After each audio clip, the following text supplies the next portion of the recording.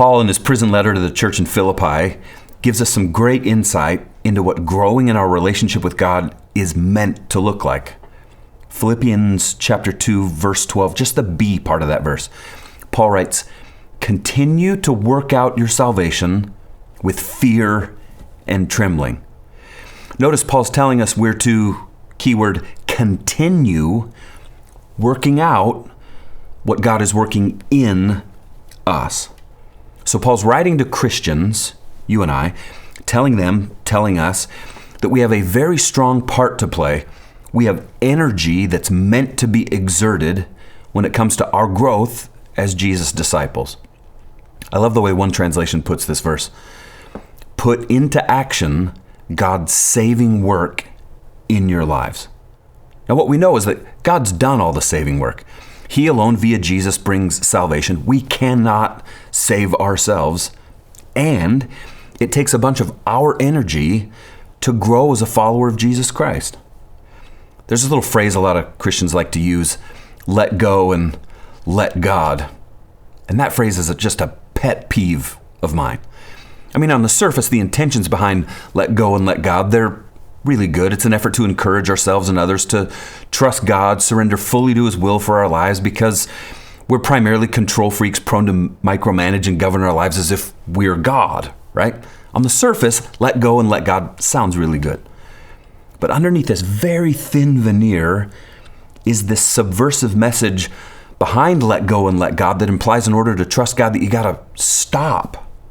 Like stop trying, stop striving, just sit back like a day at the spa and allow God to do all the work. Let go and let God actually seems to elevate passivity in our Christian life, as if God ever calls us to just fold our arms and wait out this life until we're called home to glory. Not a chance. J.I. Packer echoes everything Paul's saying to us in the book of Philippians. Here's how he puts it. Souls that cultivate passivity do not thrive, but instead waste away. The Christian's motto, our motto, should not be let go and let God, but instead trust God and get going. Trust God and get going. Continue to work out your salvation. Roll up your sleeves. Give your very best energy to fully following Jesus with everything you have, because God Himself is energizing that work.